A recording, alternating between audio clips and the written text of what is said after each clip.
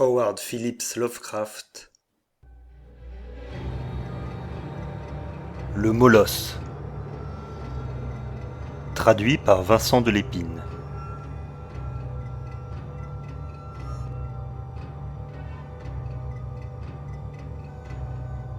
À mes oreilles torturées résonne sans fin un cauchemar bourdonnant et claquant, et un aboiement lointain, pareil à celui d'un gigantesque molosse.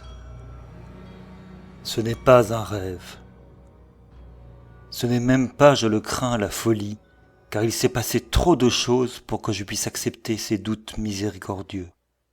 Saint John n'est plus qu'un corps mutilé, et moi seul je sais pourquoi. Et cette connaissance est telle que je suis sur le point de me faire sauter la cervelle, de peur d'être pareillement mutilé. Au fond d'interminables et sombres labyrinthes de terreurs étrangères, rôde la némésis noire et sans forme qui me conduit à l'anéantissement. Que le ciel nous pardonne la folie et la morbidité qui nous ont conduits tous deux à un destin si monstrueux. Fatigués des lieux communs d'un monde prosaïque où même les plaisirs de l'amour et de l'aventure deviennent vides fades, Saint John et moi avions suivi avec enthousiasme tous les mouvements esthétiques ou intellectuels qui nous promettaient un répit dans notre ennui sans limite. Les énigmes des symbolistes, les extases des pré-raphaélites furent toutes nôtres en leur temps. Mais chaque nouvelle expérience était vidée trop rapidement de ses attraits et de sa divertissante nouveauté. Seule la plus sombre philosophie des décadents pouvait nous venir en aide. Mais nous n'y trouvions de la force qu'en augmentant progressivement la profondeur et la perversion de nos recherches. Baudelaire et Huysmans ne nous faisaient plus frissonner, jusqu'à ce que finalement il ne nous restât plus que les stimuli encore plus directs d'aventures et d'expériences personnelles contre nature. Ce fut ce besoin d'émotions effrayantes qui nous mena finalement à cette détestable activité que même dans ma présente terreur je ne mentionne qu'avec honte et embarras. Ces hideux confins de l'outrage fait à l'humanité même, l'odieuse pratique du déterrement de cadavres. Je ne puis révéler les détails de nos scandaleuses expéditions, ou détailler même en partie les pires des trophées qui ornaient le musée sans nom que nous avions installé ensemble, seul et sans l'aide d'aucun serviteur. Notre musée était un endroit blasphématoire, impensable, où nous avions assemblé avec le goût d'esthètes névrotiques un univers de terreur. C'était une chambre secrète, loin, très loin dans les profondeurs, où de gigantesques démons ailés, gravés dans le basalte et l'onyx, vomissaient par leurs gueules riantes d'étranges lumières vertes et oranges, et où des tuyaux d'orgue cachés entraînaient en des danses de mort kaléidoscopiques des choses sanglantes, main dans la main, tissées dans de volumineux rideaux noirs. Par ces conduits venaient, au choix, les odeurs les plus en harmonie avec notre humeur. Parfois la subtile odeur de lys funéraires, parfois les narcotiques encens des chapelles mortuaires rêvées de rois orientaux.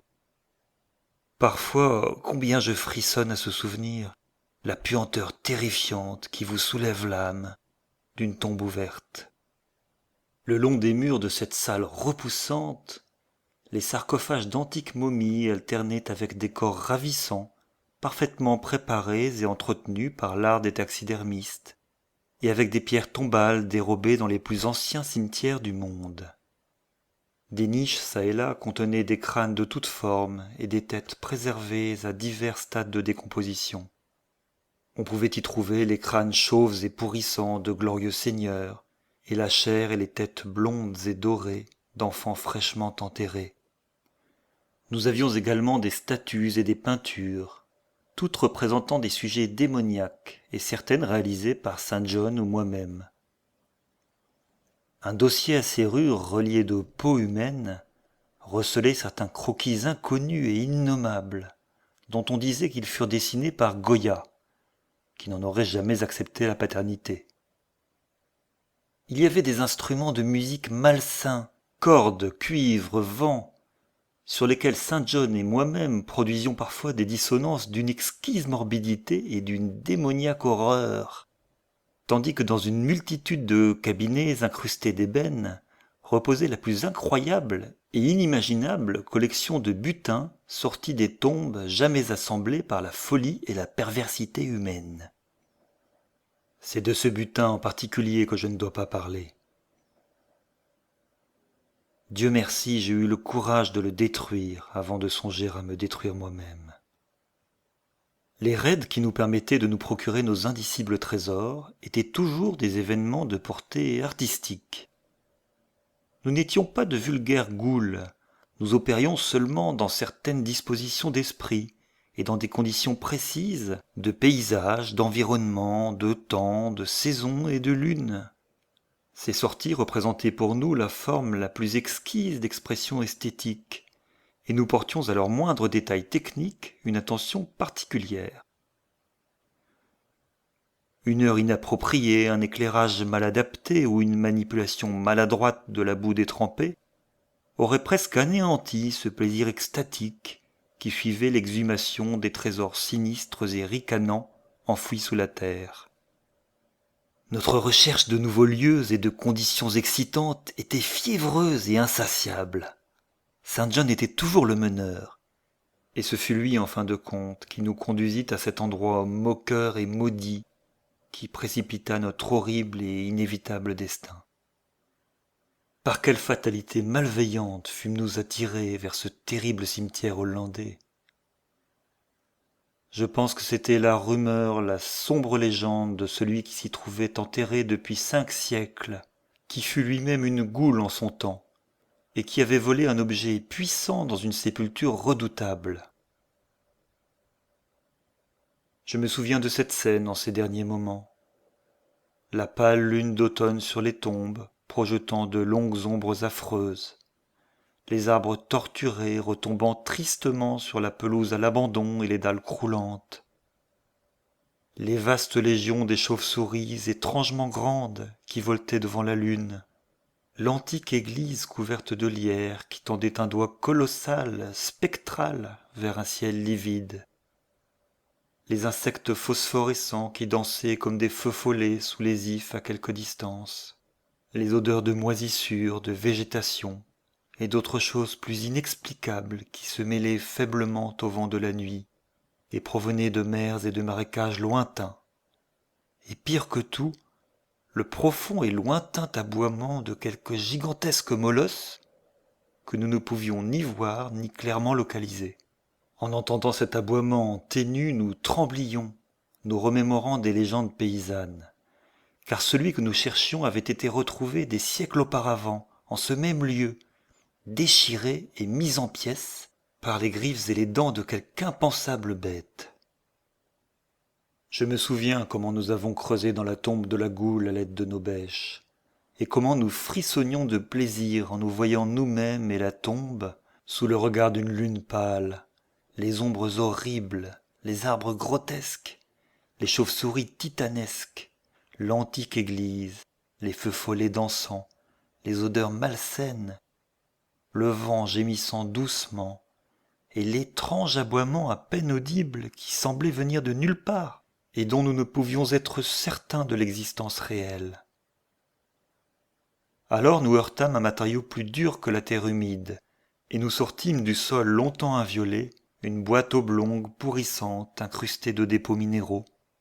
Le bois en était incroyablement épais et résistant, mais si vieux que nous pûmes finalement l'ouvrir et poser nos regards avides sur son contenu. Il restait beaucoup, beaucoup trop, de ce qu'elle contenait malgré les 500 ans écoulés. Le squelette, bien que broyé par endroits par les mâchoires de la chose qui l'avait tué, était resté entier avec une surprenante solidité, et nous exultions en contemplant ce crâne blanc et propre, et ses longues et fortes dents, et ses orbites vides qui jadis avaient brillé d'une fièvre charnelle pareille à la nôtre. Dans le cercueil se trouvait une amulette d'un style curieux et exotique, que le dormeur portait apparemment autour du cou. C'était la représentation étrangement stylisée d'un chien ailé accroupi, ou d'un sphinx au visage à demi canin, gravé d'une façon exquise à la manière orientale, dans un petit morceau de jade vert. L'expression de ses traits était repoussante à l'extrême, évoquant à la fois la mort la bestialité et la malveillance. À la base se trouvait une inscription dans un alphabet que ni Saint John ni moi ne pouvions identifier, et en dessous, comme le sceau de l'artisan qui l'avait façonné, était gravé un crâne grotesque et prodigieux. Dès que nous posâmes les yeux sur cette amulette, nous sûmes que nous devions la posséder, que ce trésor à lui seul était notre récompense pour le viol de cette tombe séculaire. Même si ces formes ne nous avaient pas été familières, nous l'aurions désiré, mais en l'observant de plus près, nous comprîmes qu'elles ne nous étaient pas étrangères. Étrangère, elle l'était en vérité à toutes les formes d'art et de littérature connues des lecteurs sages et saints d'esprit, mais nous la reconnûmes comme la chose à laquelle faisait allusion l'ouvrage interdit de l'arabe dément Abdul Al-Azred, le Necronomicon, le terrifiant symbole mystique du culte nécrophage de l'inaccessible Leng en Asie centrale. Nous ne comprenions que trop bien les sinistres commentaires du vieux démonologue arabe, commentaires à ce qu'il écrivait, tirés d'obscures manifestations surnaturelles des âmes de ceux qui ont offensé les morts. Nous emparant de l'objet de jade vert, nous jetâmes un dernier regard à la face blanchie et aux orbites vides de son propriétaire, et refermâmes la tombe comme nous l'avions trouvée. Comme nous nous hâtions de quitter ce lieu monstrueux, l'amulette volée dans la poche de Saint John, nous crûmes voir les chauves-souris s'abattre tout ensemble sur la terre que nous venions juste de retourner, comme pour y chercher une nourriture maudite et malsaine. Mais la lune d'automne brillait d'une lueur faible et pâle, et nous ne pouvions en être certains. Et aussi le lendemain, dans le navire qui nous ramenait chez nous depuis la Hollande, nous eûmes l'impression d'entendre dans le lointain l'aboiement d'un gigantesque chien.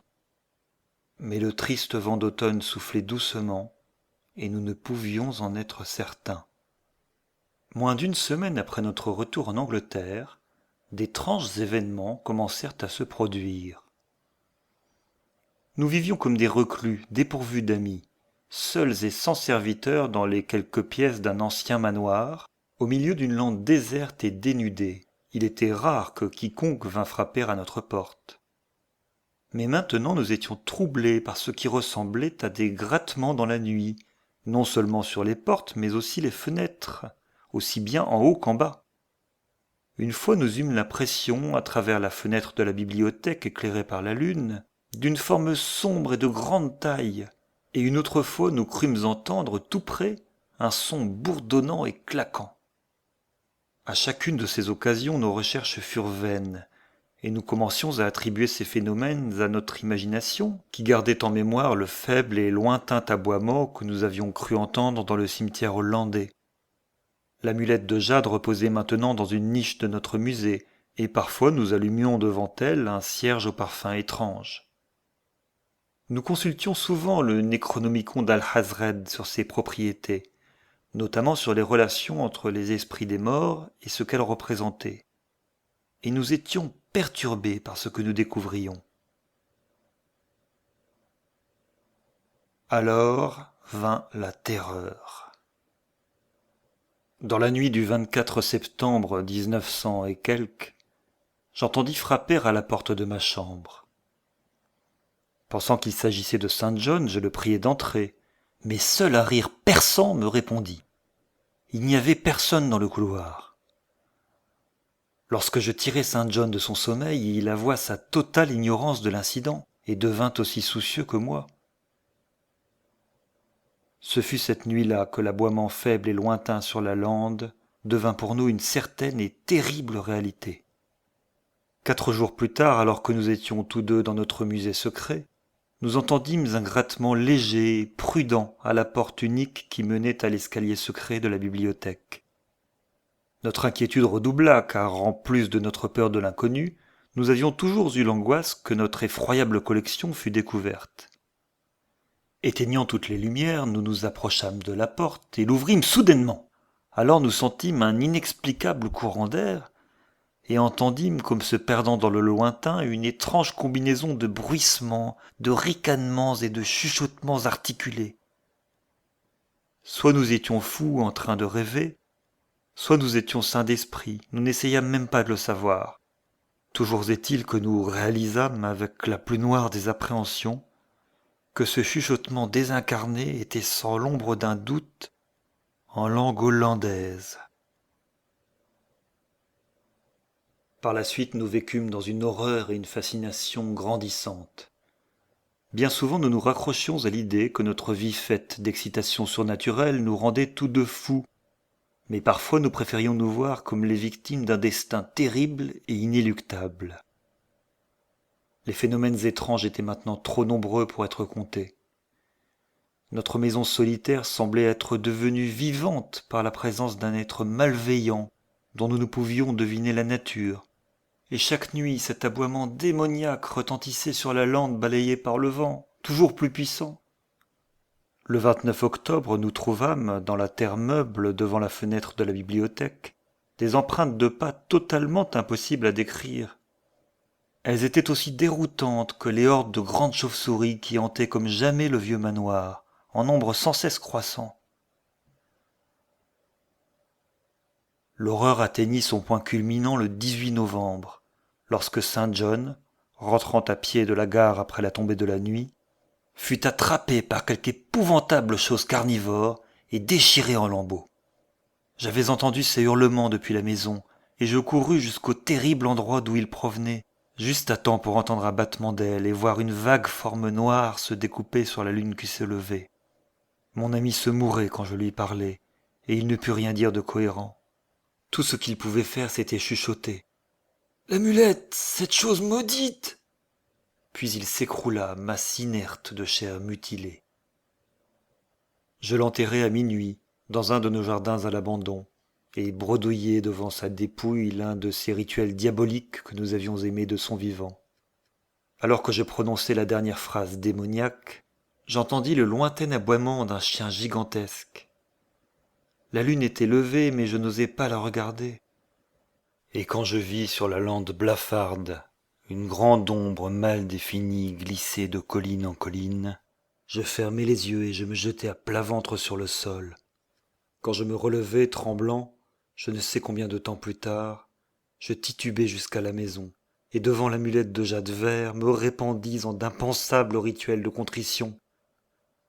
Maintenant terrifié à l'idée de vivre seul dans la vieille maison sur la lande, je partis le jour suivant pour Londres, emmenant avec moi l'amulette, après avoir détruit par le feu ou enterré le reste de notre collection blasphématoire. Mais après 3 nuits, j'entendis à nouveau l'aboiement, et avant qu'une semaine soit écoulée, je croyais voir devant moi d'étranges yeux chaque fois qu'il faisait nuit. Un soir que je flânais sur le quai Victoria pour prendre enfin un peu l'air, je vis une forme noire passer devant le reflet sur l'eau de l'une des lampes.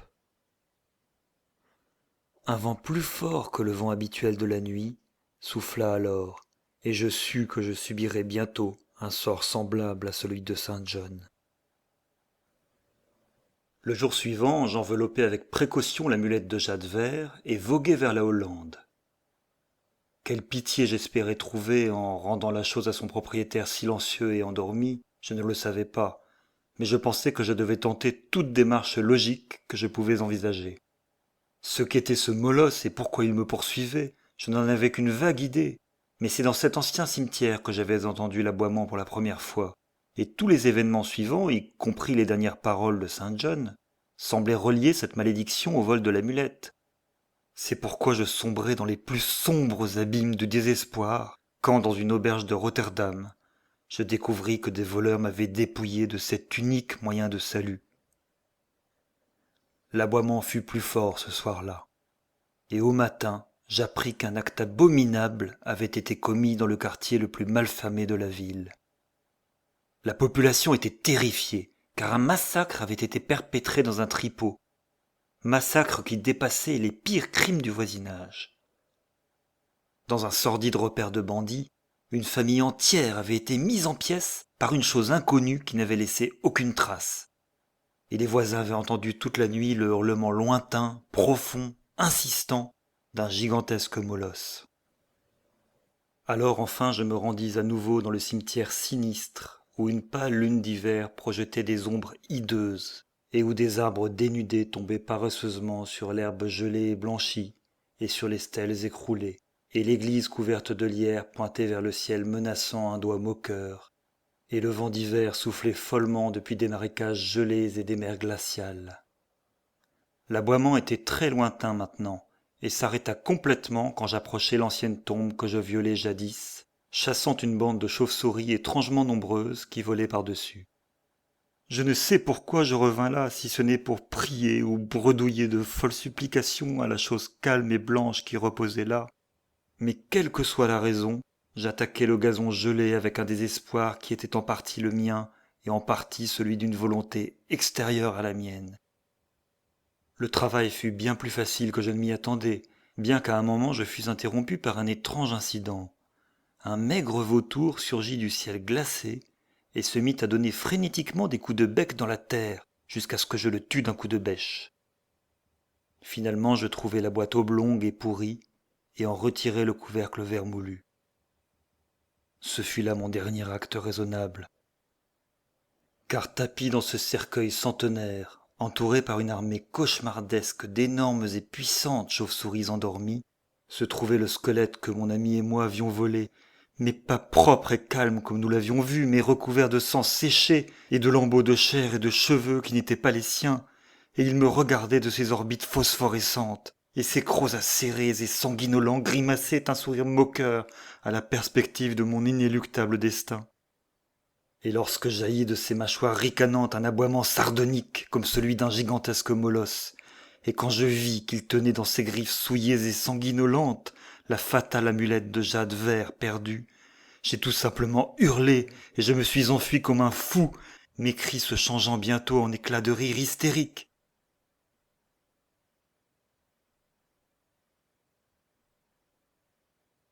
La folie rôde dans le vent nocturne. Des griffes et des crocs aiguisés sur des corps pendant des siècles, apportant la mort, chevauchant une bacchanale de chauves-souris, depuis les ruines envahies par la nuit des temples enfouis de Bélial. Maintenant, alors que l'aboiement de cette monstruosité morte dépourvue de chair devient plus puissant à chaque instant, et que le faible bourdonnement et le claquement de ces maudites ailes arachnéennes se rapprochent, je vais chercher avec mon revolver l'oubli qui est mon dernier refuge face à l'innommable et à l'indicible.